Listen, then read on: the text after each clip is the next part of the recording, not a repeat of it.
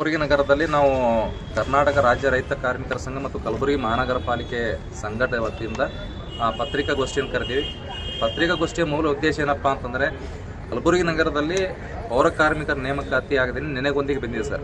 ಹಲವಾರು ರಾಜಕೀಯ ಮತ್ತು ಅಧಿಕಾರಿಗಳ ಭ್ರಷ್ಟತೆಯಿಂದ ನೇಮಕಾತಿಯಲ್ಲಿ ಅಕ್ರಮ ಆಗಿರೋ ಕಾರಣಕ್ಕಾಗಿ ಅದನ್ನು ನಾವು 2021 ಆದಂಥ ನೋಟಿಫಿಕೇಶನ್ ನಾವು ಕೋರ್ಟಿಗೆ ಹೋಗಿ ಪ್ರಶ್ನೆ ಮಾಡಿವಿ ಮತ್ತು RC ಅವರು ಪ್ರಾದೇಶಿಕ ಆಯುಕ್ತರು NV ಪ್ರಸಾದ್ ಸರ್ ರಿಪೋರ್ಟನ್ನು ಮಾಡಿದ್ದಾರೆ.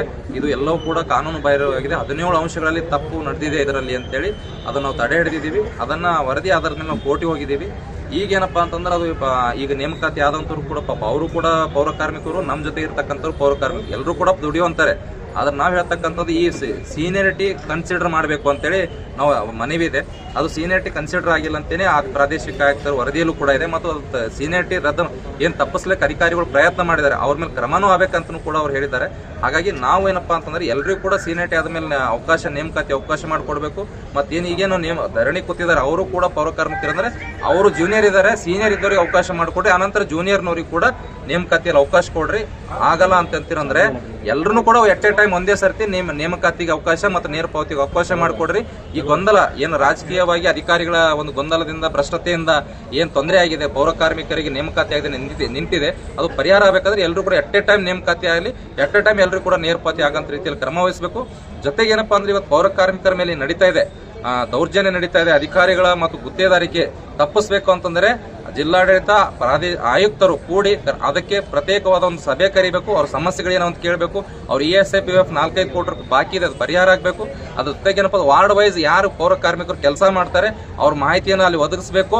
ಮತ್ತು ಅನಾವಶ್ಯಕವಾಗಿ ಪೌರ ಕಾರ್ಮಿಕರನ್ನ ಸಣ್ಣ ಪುಟ್ಟ ಕಾರಣಕ್ಕೆ ತೆಗೆದು ಹಾಕ್ತಕ್ಕಂಥ ಏನು ದಬ್ಬಾಳಿಕೆ ನಡೀತದೆ ತಡೆ ಹಿಡಿಬೇಕು ಅಂತೇಳಿ ನಾವು ಆಗ್ರಹಿಸಿ ಇವತ್ತು ಒಂದು ಪತ್ರಿಕಾಗೋಷ್ಠಿ ನಡೆಸಿವಿ ಸರ್. ಮುಂದೆ ಸಾಹೇಬರಿಗೆ, ಪ್ರಿಯಾಂಕ್ ಖರ್ಗೆ ಸರ್ ಅಲ್ಲಿ ಕೂಡ ಇದನ್ನು ನಾವು ಮನವರಿಕೆ ಮಾಡಿರ್ತೀವಿ. ಈಗಾಗಲೇ ಪ್ರಿಯಾಂಕ್ ಖರ್ಗೆ ಸಾಹೇಬರು 2-3 ಸರ್ತಿ ಜಿಲ್ಲಾಧಿಕಾರಿಗಳಿದ್ದಾರೆ, ಕರೆದು ಬಿಟ್ಟು ಎಲ್ಲರಿಗೂ ಮಾತಾಡ್ರಿ ಅಂತೇಳಿ. ಆದ್ರೆ ಜಿಲ್ಲಾಧಿಕಾರಿಗಳು ಯಾಕೋ ಮನಸ್ಸು ಮಾಡ್ತಾ ಇಲ್ಲ. ಒಂದು ಮುಖವಾಗಿ ಅವ್ರು ತೀರ್ಮಾನ ಮಾಡ್ತಾ ಇದ್ದಾರೆ, ಎರಡು ಮುಖ ಎಲ್ಲಾ ಕಡೆನ ಸಮಸ್ಯೆಗಳನ್ನು ಕೂಡ ಆಲಿಸಬೇಕು.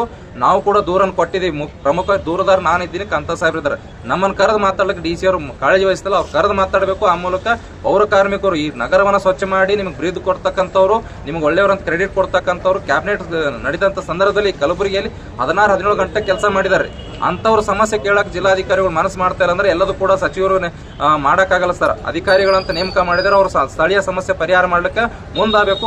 ಇದು ಅತ್ಯಂತ ಜೆನ್ಯೂನ್ ಸಮಸ್ಯೆ ಇದೆ ಅಂತೇಳಿ ನಾವು ಆಗ್ರಹ ಮಾಡಿ ಇವತ್ತು ಪ್ರತ್ಯೇಕಗೋಷ್ಠಿ ನಡೆಸಿವಿ.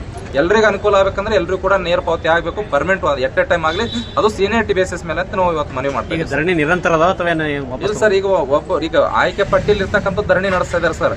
ಅದ್ರ ಹಿಂದೆ ನಾವು ನಡೆಸಿದೀವಿ, ಈಗ ಅವ್ರು ನಡೆಸ್ತಾ ಇದ್ದಾರೆ. ಅವರಿಗೂ ಕೂಡ ಅನ್ಯಾಯ ಆಗಬಾರ್ದು, ನಮಗೂ ಕೂಡ ಅನ್ಯಾಯ ಆಗಬಾರ್ದು. ನಾವೇನಂತೀವಿ, ಯಾರು ಸೀನಿಯರಿಟಿ ಇದ್ರೆ ಅವ್ರಿಗೆ ಮೊದಲು ಕೊಡ್ರಿ.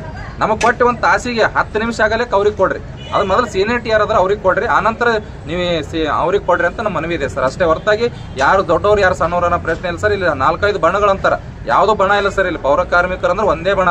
ಆದ್ರೆ ಇಲ್ಲಿ ಏನಪ್ಪಾ ಅಂದ್ರೆ ಕೆಲಸದ ನೇಮಕಾತಿ ವಿಷಯದಲ್ಲಿ ಅಧಿಕಾರಿಗಳು ಮಾಡಿರ್ತಕ್ಕಂಥ ಗೊಂದಲದಿಂದ ಬಣಗಳಾಗಿದ್ದಾವೆ ಹೊರತಾಗಿ ಯಾವುದು ಕೂಡ ಇಲ್ಲಿ ಅಸಮಾಧಾನ ಇಲ್ಲ. ಎಲ್ಲರಿಗೂ ಕೂಡ ನ್ಯಾಯ ಸಿಗ್ಬೇಕಂದ್ರೆ ಸೀನಿಯರಿಟಿ ಕನ್ಸಿಡರ್ ಮಾಡ್ರಿ, ಆಮೇಲೆ ಜೂನಿಯರ್ಗಳಿಗೆ ಕೊಡ್ರಿ ಅಂತ ಮನವಿ ಇದೆ ಸರ್. ಈಗ ಸುಮಾರು 8 ದಿನ ಆಯ್ತು, ಈಗ ಕಸಗಳ ಭಾಳ ಸಮಸ್ಯೆ ಬರ್ಲಿರ್ತದೆ ಎಲ್ಲ ಕಡೆ. ಹೌದು ಸರ್, ಹೌದು. ಅದಕ್ಕೆ ಪರಿಹಾರ ಸಾರ್ವಜನಿಕರು ಬಹಳಷ್ಟು ಇದಲ್ಲ ತೊಂದರೆ, ಅದಕ್ಕೆ ಸರ್ಕಾರಕ್ಕೆ ನಾವೇನು ಹೇಳ್ತೀರಿ ಸರ್? ಅಧಿಕಾರಿಗಳನ್ನ ಹೇಳೋದಿಟ್ಟು ಈಗ ಧರಣಿ ಕೂತಾರಂದ್ರೆ ನೀವು ಮನವೊಲಿಸ್ರಿ, ಯಾಕಂದ್ರೆ ಕೋರ್ಟ್ ಕೇಸ್ ಅಲ್ಲಿದೆ ಸರ್. ಈಗ ನಾವು ಸ್ಟೇ ಹೋಗಿವಿ, ಅದು ಎನ್ಕ್ವೈರಿ ಹಂತದಲ್ಲಿದೆ ಸರ್. ಈಗ ಧರಣಿ ಕೂತವ್ರಿಗೆ ಕೂಡ ಅದು ಗೊತ್ತಿದೆ. ಹಾಗಾಗಿ ಅದು ಅಧಿಕಾರಿಗಳು ತೀರ್ಮಾನ ಮಾಡ್ಬೇಕು ಸರ್. ನಾವು ಕೂಡ ಧರಣಿ ಕೂತ ನಮ್ಗೆ ಕನ್ವಿನ್ಸ್ ಮಾಡಿ ನಮ್ಗೆ ಎಪ್ಸಿದ್ದಾರೆ. ಈಗ ಅವ್ರಿಗೆ ಕನ್ವಿನ್ಸ್ ಮಾಡ್ರಿ, ಎಲ್ಲರಿಗೂ ಕೂಡ ನ್ಯಾಯಸಮ್ಮತ ಸಿಗಬೇಕು ಅಂದ್ರೆ ಕೂಡಲೇ ಎಲ್ಲರಿಗೂ ಕೂಡ ಒಂದು ನೇರ ಪಾವತಿ ಹಿಡಿ ತರ್ತಕ್ಕಂಥ ಕೆಲಸ ಮಾಡ್ರಿ. ಎಟ್ ಎ ಟೈಮ್ ಎಲ್ಲರಿಗೂ ಕೂಡ ಒಂದು ಅವಕಾಶ ಮಾಡಿಕೊಡ್ರಿ. ಅದು ಮಾಡಂತ ರೀತಿಯಲ್ಲಿ ಮಾಡಬೇಕಾಗಿದೆ DC ಅವರು, ಕಮಿಷನರ್ ಅವರು ಸರ್. ಅದು ಮಾಡ್ದೇನೆ ನೀವು ಕಾಲಹರಣ ಮಾಡ್ತೀರಿ ಅಂತಂದ್ರೆ ಅದು ಪೌರ ಕಾರ್ಮಿಕರಿಗೆ, ದಲಿತರಿಗೆ ಅನ್ಯಾಯ ಮಾಡ್ದಂಗೆ ಸರ್ ಅದು.